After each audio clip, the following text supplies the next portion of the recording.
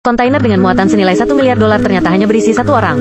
Tatapan garang pria itu membuat polisi tak berani mendekat. Di punggung kekarnya terdapat sebuah tato totem kalajengking raksasa. Apakah itu ritual mistik? Di sampingnya terdapat alat penyiksaan yang berlumuran darah. Polisi tidak tahu muatan apa ini. Mereka hanya tahu bahwa mereka bertugas mencegat sebuah truk kontainer yang bermuatan narkoba seharga $1 miliar. Mungkinkah informasinya salah? Kemudian, komandan menerima sebuah perintah misterius. Mereka membawa pria yang disebut kalajengking itu ke pusat komando. Ditemani oleh Diego, orang yang diduga mengawal peti kemas. Namun, Diego sepertinya tidak mengetahui tentang muatan yang dia angkut. Karena ketika polisi memberitahu bahwa di dalam ada si kalajengking, dia pun lemas karena ketakutan. Bola matanya hampir keluar. Bibirnya terus mengatakan sesuatu, seperti sedang mengucapkan semacam mantra.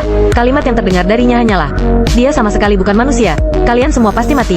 Saat berbicara, dia menghantam kepalanya ke meja dengan keras, hingga kepalanya terluka. Apakah ini benar-benar semacam ritual mistis? Komandan memandang Diego dengan heran. Dia pun memutuskan bertemu langsung dengan manusia misterius ini. Akan tetapi, si kalajengking sama sekali tidak mau mengikuti permainannya. Dia tidak menjawab pertanyaan komandan. Dia hanya memprediksi bahwa sebentar lagi akan ada dua orang yang mengaku dari FBI yang datang untuk menahannya. Dia juga mengingatkan komandan bahwa mereka menyamar, dan jangan percaya kepada mereka. Tentu saja komandan tidak percaya omong kosong seperti itu. Namun, dia menerima laporan dari anak buahnya bahwa benar ada dua orang FBI yang datang. Meskipun komandan tidak percaya kepada si kalajengking, dia tetap mencoba mencari tahu identitas mereka. Tak disangka, mereka memang menyamar. Identitas FBI palsu itu pun terungkap. Mereka segera mengambil senjata dan mencoba membunuh komandan. Untungnya, bala bantuan tiba tepat waktu untuk menyelamatkannya dari bahaya. Sekarang, komandan benar-benar panik. Semua hal yang terjadi telah diprediksi oleh kalajengking. Dia pun menemui kalajengking lagi. Kalajengking memberitahukan prediksinya lagi. Jika mereka terus mengurungnya di sini, semua orang akan tamat. Komandan meragukan perkataannya. Namun, demi menjaga keamanan, dia memutuskan untuk mengalihkan kalajengking. Dengan diam-diam menyekapnya di dalam mobil. Begitu keluar gerbang, kalajengking menyadari ada pantulan sinar dari atas seberang gedung. Dia langsung tahu kalau itu adalah seorang penembak. Dia pun segera mengingatkan komandan untuk menunduk dan berhasil menghindari peluru itu. Akan tetapi, mobil tersebut tetap menabrak fondasi pinggir jalan. Komandan langsung tak sadarkan diri. Kemudian, sebuah mobil hitam segera mengepung mereka. Sekelompok orang turun dari mobil. Mereka semua berbadan besar. Para gangster mengambil mesin pemotong dan memotong pintu mobil. Di dalamnya ada si kalajengking yang berkekuatan super. Dia berhasil menggunakan mesin pemotong itu untuk memotong ikatan tangannya. Ketika para gangster satu persatu menyerbu masuk, bisa dibayangkan betapa kuatnya kemampuan makhluk liar itu. Dia mengakhiri pertempuran 1 lawan 10 dengan tangan kosong. Namun, masalah tidak sesederhana itu.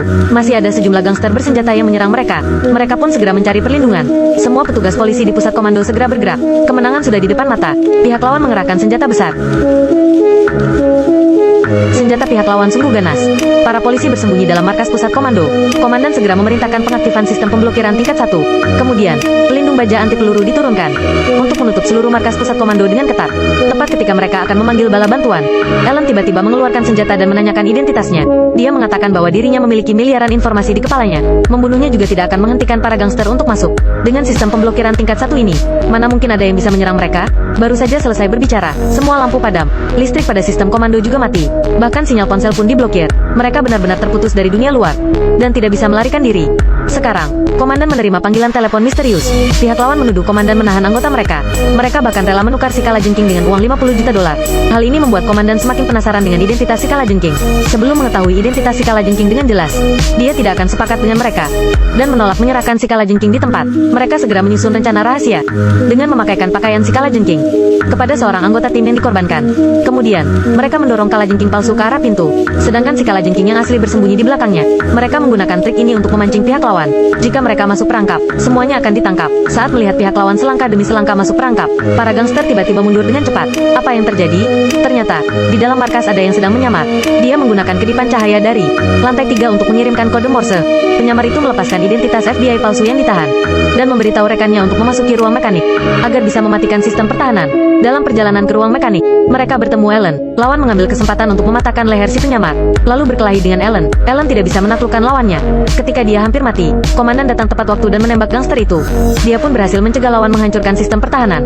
Namun, pada saat yang bersamaan, entah bagaimana, semua pelindung anti peluru terbuka. Apa yang sebenarnya terjadi? Sekelompok gangster bertopeng menyerbu markas demi menangkap pria yang kepalanya berisi misteri seharga miliaran dolar itu.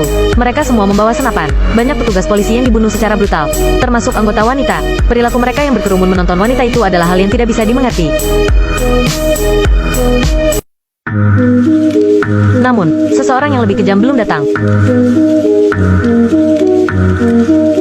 Senjata mutakhir diperlukan ketika terancam. Dengan cara ini, para gangster pun dimusnahkan.